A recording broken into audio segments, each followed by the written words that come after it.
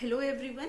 Now we have come again with some new concept of chemistry, and nowadays we are going through a very difficult time. That's why stay safe at home, and I think this is a good time to increase your knowledge and success in your life. So student, all the best for your successful future. Now we are going to start Henry Law. And before starting this law, I would like to say that please like, share and subscribe my channel. So now Henry law: the mass of gas dissolved in a given volume of the liquid at constant temperature is directly proportional to the pressure of a gas present in equilibrium with the liquid. This is Henry law. Henry law क्या है कि जो mass of gas होता है, gas का जो मास होता है उसे किसमें डिसॉल्व किया जाए? Given volume of liquid. Liquid, किसी भी लिक्विड का जो वॉल्यूम है उसमें डिसॉल्व है एट कांस्टेंट टेम्परेचर पर, जो क्या होता है? प्रोपोर्शनल होता है, डायरेक्टली प्रोपोर्शनल होता है किसके? प्रेशर ऑफ गैस के. ठीक है, और present in equilibrium with the liquid. This is Henry law. It means क्या है? जनरली जो मास ऑफ गैस होता है, जनरली अगर हम कहें व्हाट इज हेनरी लॉ, जो मास ऑफ गैस है, किसी भी गैस का जो मास है वो डायरेक्टली प्रोपोर्शनल होता है प्रेशर ऑफ गैस के, and this is called Henry law. Mathematically इसे प्रूव किया गया है. मैथमेटिकली क्या है? जो m होता है प्रोपोर्शनल है किसके? p के. m proportional p, and this is called Henry law. यानी कि mass of gas is directly proportional to the pressure of gas, and this is called Henry law. Here if we remove proportional sign, अगर क्या होता है यहाँ से proportional sign हटता है तो क्या होता है? कांस्टेंट वैल्यू आती है, जो बहुत कॉमन है. हम केमिस्ट्री में अगर कोई भी थ्योरम पढ़ रहे, कोई भी कॉन्सेप्ट पढ़ते हैं, तो जब उसमें प्रोपोर्शनल का साइन हटता है तो एक कांस्टेंट वैल्यू आती है. तो वो क्या होगी यहाँ पर? k और हमने p. तो हेयर m क्या है यहाँ पर? आपका मास ऑफ गैस. p क्या है आपका यहाँ पर? Pressure of gas. और k क्या है यहाँ पर आपका? Proportionality constant. Proportionality constant. ठीक है, तो ये क्या होता है आपका यहाँ पर? Henry law. This is Henry law. When mass of gas is directly proportional to the pressure of gas, then this is called Henry law. जब मास, गैस का मास प्रेशर के डायरेक्टली प्रोपोर्शनल होता है, कब? जब क्या हो? At constant temperature. Constant temperature पे, तो उसे क्या कहते हैं हम? हेनरी लॉ कहते हैं. Now you can take a screenshot. Screenshot ले सकते हैं आप.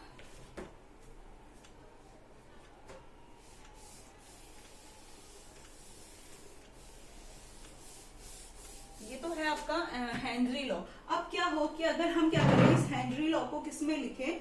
In terms of mole fraction. In terms of mole fraction. अगर क्या करें, इसको हम मोल फ्रैक्शन के टर्म्स में लिखें. इस जो आपका क्या है? हेनरी लॉ है. अगर इसे मोल फ्रैक्शन के टर्म्स में लिखें, ठीक है, किसके लिए?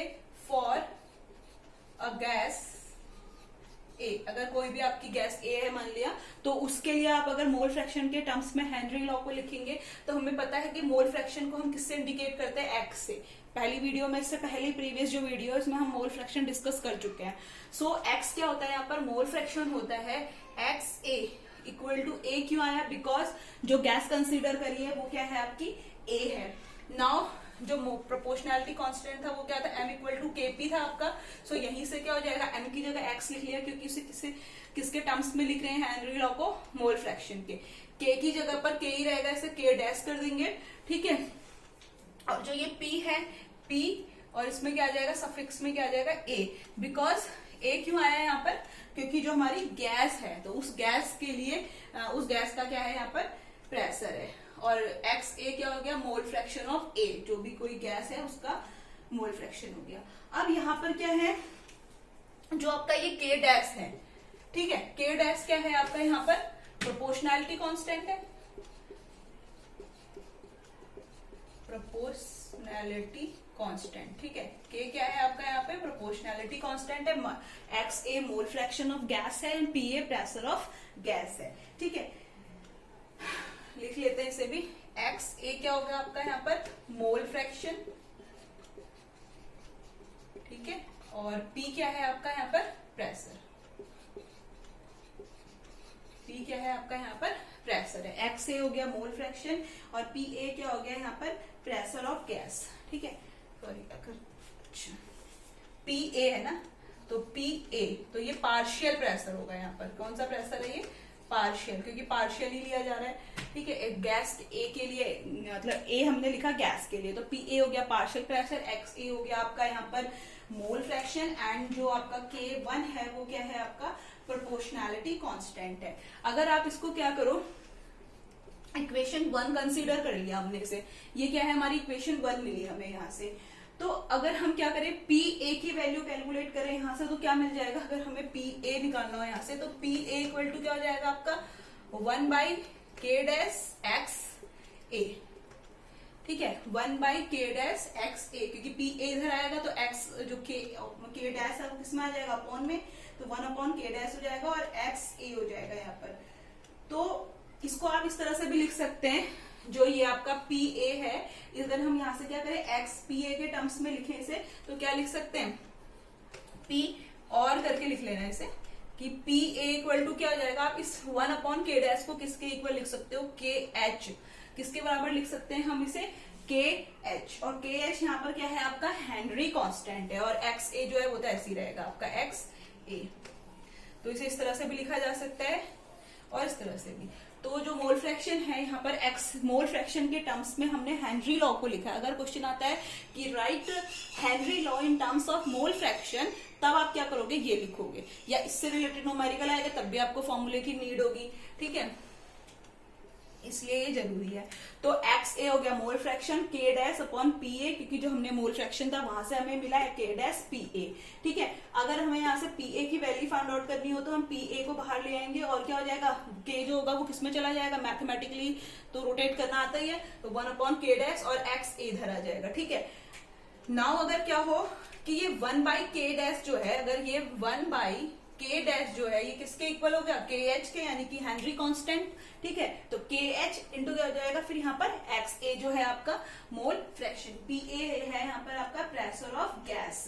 ठीक है, तो इसे आप लिख सकते हो। तो जो आपको के एच मिला, के एच क्या है आपका यहाँ पर, इसे क्या बोलेंगे एच फॉर यहाँ पर क्या ले लेंगे हेनरी, के क्या है आपका कांस्टेंट। हमने हेनरी के लिए ही पढ़ा, हेनरी लॉ के लिए पढ़ा भाई कि मोल फ्रैक्शन क्या है, तो उससे हमें क्या मिला एक हेनरी कांस्टेंट मिला। हेनरी कांस्टेंट इसलिए लिख रहे हैं क्यों, क्योंकि भाई हेनरी लॉ पढ़ रहे हैं तो जो कांस्टेंट होगा वो हेनरी लॉ हेनरी कांस्टेंट होगा।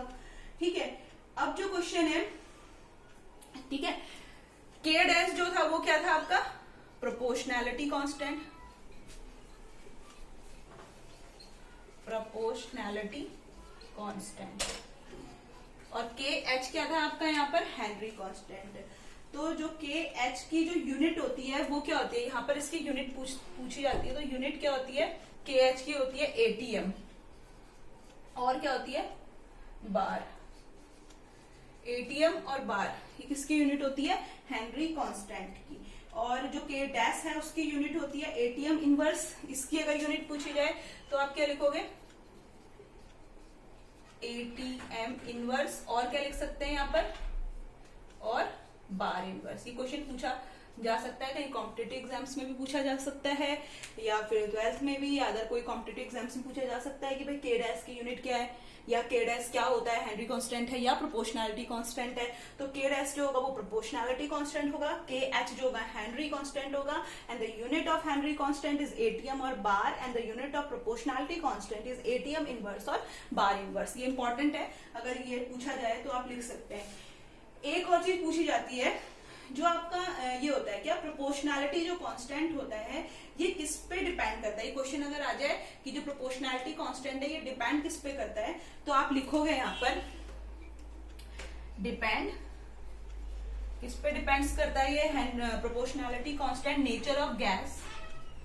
ठीक है, नेचर ऑफ गैस की गैस का नेचर कैसा है, और नेचर ऑफ सॉल्वेंट क्या है, एंड टेम्परेचर। ठीक है, नेचर ऑफ गैस क्या है, नेचर ऑफ सॉल्वेंट एंड क्या लिखोगे आप, टेम्परेचर।